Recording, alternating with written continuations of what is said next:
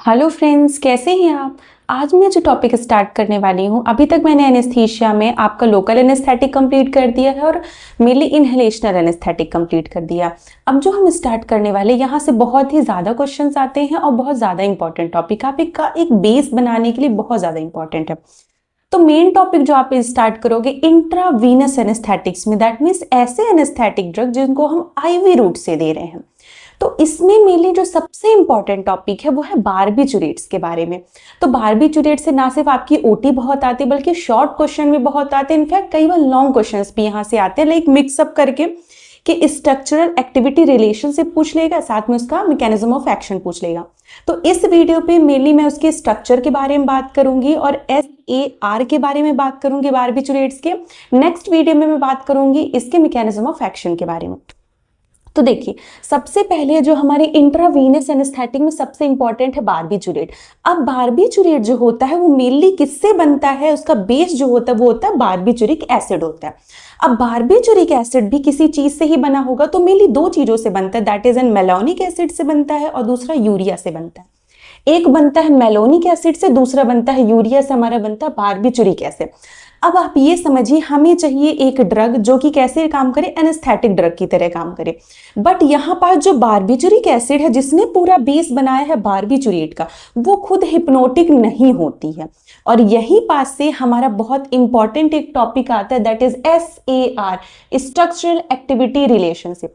मतलब अगर आपको बारबिटूरिक एसिड का पूरा स्ट्रक्चर पता है, इन जनरल स्ट्रक्चर उतना बनाने के लिए नहीं आता, लेकिन क्योंकि ये अगर टॉपिक आपसे पूछेगा और अगर आप स्ट्रक्चर बना दोगे तो बहुत ही अच्छा इंप्रेशन जाएगा और समझने में भी बहुत इजी होता है।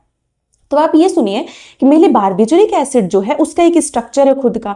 अब उस स्ट्रक्चर पे हम डिफरेंट जगह पर कुछ ना कुछ मैनिपुलेशंस अगर करें तो उसकी पूरी एक्टिविटी चेंज हो जाती। इसी को हम कहते हैं structure activity relationship. That means barbituric acid के स्ट्रक्चर को चेंज करने से उसकी एक्टिविटी पे इफेक्ट हो रहा है। तो इन्हीं के बीच के जो रिलेशनशिप होता है उसको हम क्या कहते हैं, SAR कहते हैं।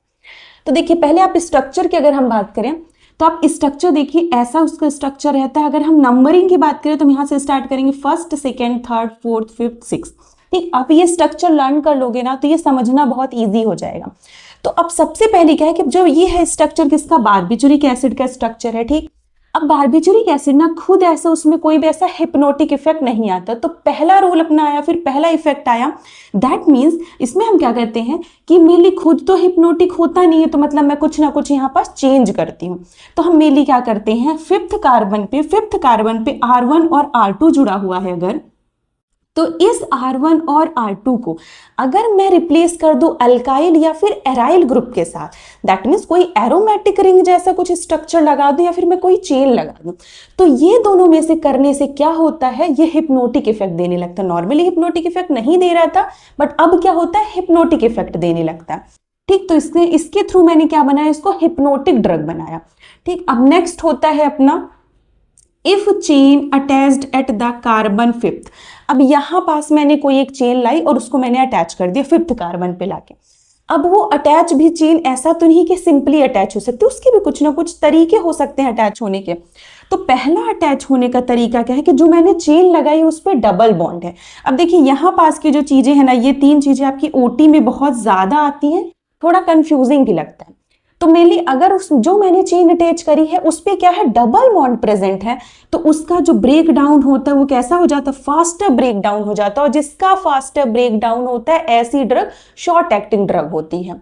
ठीक, दूसरा है ब्रांच्ड। अगर वो जो चेन मैंने यहाँ लगाई है वो डिफरेंट ऐसे करके ब्रांचिंग अगर उसके पास प्रेजेंट है तो उसका भी ब्रेक डाउन ज्यादा होता है। दैट मीन्स वो ब्रेक डाउन के लिए ज्यादा ससेप्टेबल हो जाती है।